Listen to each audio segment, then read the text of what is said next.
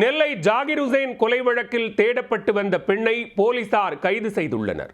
கேரளாவில் தனிப்படை தேடுதல் வேட்டை நடத்திய நிலையில் திருநெல்வேலி மேலப்பாளையத்தில் சிக்கியிருக்கிறார். ஒரு மாதமாக அவருக்கு அடைக்கலம் கொடுத்தது யார்?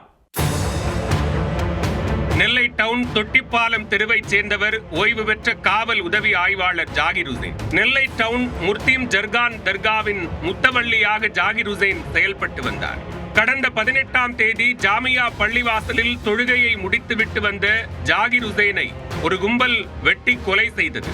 இது தொடர்பாக கிருஷ்ணமூர்த்தி என்ற தௌஃபீக், அவரது சகோதரர் கார்த்திக், மனைவி நூருல் நிஷா மற்றும் அக்பர் ஷா ஆகியோர் மீது போலீசார் வழக்கு பதிவு செய்தனர். இதில் கார்த்திக், அக்பர் ஷா ஆகியோர் நீதிமன்றத்தில் சரணடைந்தனர். தலைமறைவாக இருந்த கிருஷ்ணமூர்த்தியை தனிப்படையினர் துப்பாக்கியால் சுட்டு பிடித்தனர். கொலையாளிகளுக்கு நோட்டம் பார்த்து சொன்ன 16 வயது சிறுவன் ஒருவனும் இந்த வழக்கில் கைது செய்யப்பட்டு கூர்நோக்கு இல்லத்தில் அடைக்கப்பட்டுள்ளார். கொலை வழக்கில் சரணடைந்த அக்பர் ஷாவின் சகோதரர் பீர் முகமதுவை நெல்லை போலீசார் கைது செய்தனர். ஜாகிர் உசேன் கொலை வழக்கில் கிருஷ்ணமூர்த்தி உள்ளிட்ட 5 பேரை இதுவரை காவல்துறையினர் கைது செய்துள்ளனர். அதில் கிருஷ்ணமூர்த்தி உட்பட 4 பேர் மீது குண்டர் தடுப்பு சட்டமும் பாய்ந்துள்ளது. ஜாகிர் உசேன் கொலை வழக்கில் ஒரு காவல் உதவி ஆணையர் மற்றும் ஆய்வாளர் என 2 அதிகாரிகள் சஸ்பெண்ட் செய்யப்பட்டுள்ளனர். டவுனை சேர்ந்த கிருஷ்ணமூர்த்தி முஸ்லிம் மதத்திற்கு மாறி தனது பெயரை தௌஃபீக் என மாற்றி நூருல் நிஷா என்ற பெண்ணையும் திருமணம் செய்து கொண்டார். ஜர்கான் தர்காவுக்கு சொந்தமான 36 சென்ட் நிலத்தை கிருஷ்ணமூர்த்தி தனது மனைவியின் பெயரில் போலி ஆவணங்கள் தயாரித்து ஆக்கிரமிக்க முயற்சி செய்துள்ளார். இதனை தடுத்த ஜாகிர் உசேனை கொலை செய்திருப்பது போலீஸ் விசாரணையில் தெரிய வந்துள்ளது. கிருஷ்ணமூர்த்தி கைது செய்யப்பட்ட நிலையில் அவரது மனைவி நூருல் நிஷா தப்பியோடி தலைமறைவாகிவிட்டார். நூருல் நிஷாவை 4 தனிப்படைகள் அமைத்து காவல்துறையினர் தீவிரமாக தேடி வந்தனர்.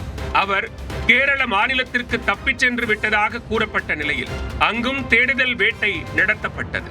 1 மாத காலமாக காவல்துறையின் கண்ணில் சிக்காத அவர் நெல்லை மேலப்பாளையத்தில் நேற்று கைது செய்யப்பட்டுள்ளார்.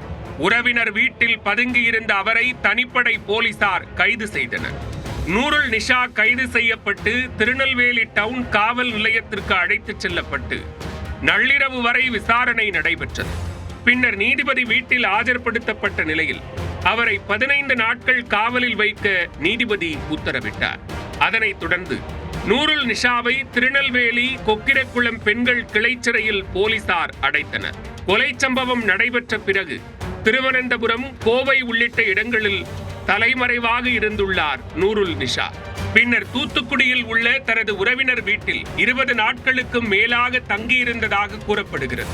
கடந்த சில தினங்களுக்கு முன்பு தனது மகனை பார்ப்பதற்காக மேலப்பாளையம் வந்த நிலையில் காவல்துறைக்கு கிடைத்த தகவலின் அடிப்படையில் அவர் கைது செய்யப்பட்டதாக தகவல் வெளியாகியுள்ளது.